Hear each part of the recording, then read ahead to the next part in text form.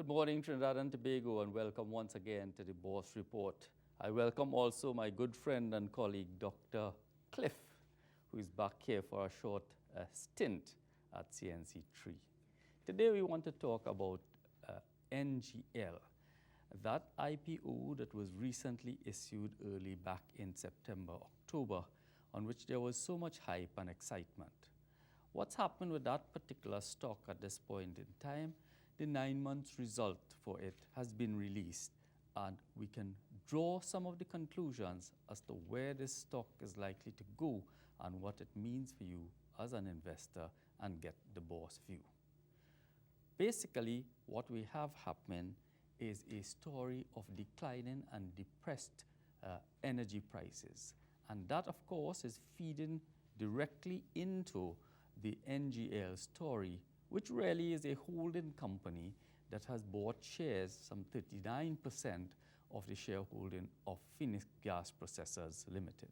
What is the output of Phoenix Gas? Essentially, it extracts from the natural gas flow 3 outputs: propane, butane, and natural gasoline.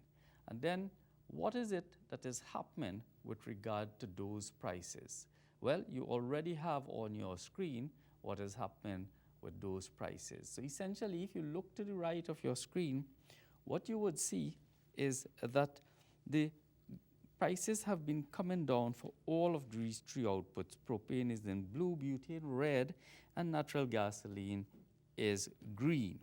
And when you look at what has happened, you would see all of these prices have been coming down. So much so that as at the 20th of November, when you take benchmark prices, propane is down from the average price in September. It is down from the average price. Butane is down from the average price in September, and natural gasoline is just about 2 cents up. What does this mean? Let's consider that for the time being, and let's have a quick discussion on it. Essentially, what has happened to the NGL price is at the end of the 9-month period, its earning has been in the order of 85 cents. And in the 3rd quarter, that is the quarter ended September 30th, it is just 28 cents.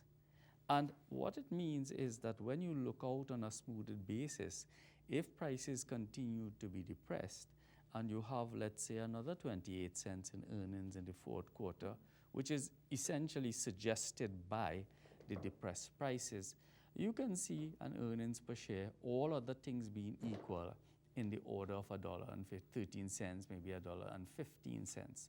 And what this means is that the valuations of the stock would be high relative to our market, meaning that it is trading at that multiple of just above 19 times, whereas our market is about 13.3 times. So not much headroom for growth in valuations in the context of low and depressed output prices indirectly of NGL. Let's look now at what we would have projected in a bearish scenario of NGL at its IPO launch. And you would look at the table and see on that table that we had predicted or forecasted earnings of $1.29 for NGL's full year. As I've just said, we are looking at, with the current prices out to the end of November, with just about 1 month to go in the year, we are looking at about $1.13, $1.15 in EPS. We had predicted then on that price that we would have a multiple of about 15.5 times. The multiple now is just above 19 times. So investors are asking, what next? What do we do in this kind of situation? We had predicted that if those numbers were to have been realized, that a dividend yield would have been high at 6.25 times or 6.27 times.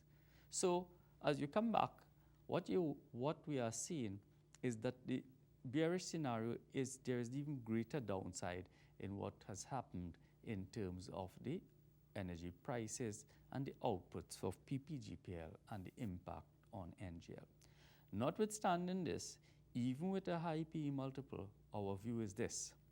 One, that the stock provides a reasonably good hedge against any possible deterioration in the TNT currency, given the fact that all of the earnings, or virtually all of the earnings of PPGPL flowed through NGL, is in US dollars.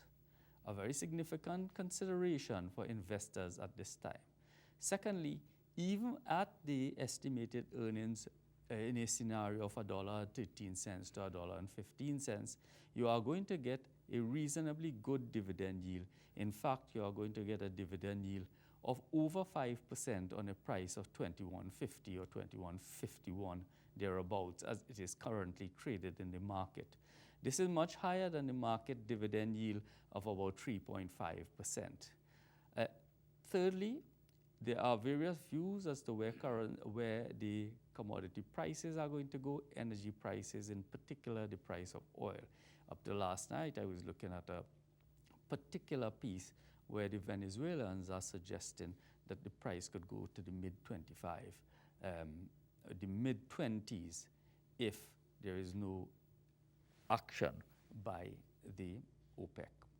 All of these things taken into consideration, we continue to maintain a buy rating on the stock at the 21.50, 21.51 thereabouts, on the various bases of a high dividend, a good hedge against currency.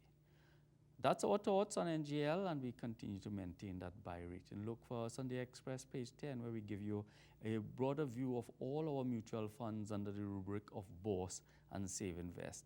Later in the week, if you look at our website, bourseinvestment.com, we will do a review of NEL, another company that holds some participation in PPGPL. I believe it is about 13%.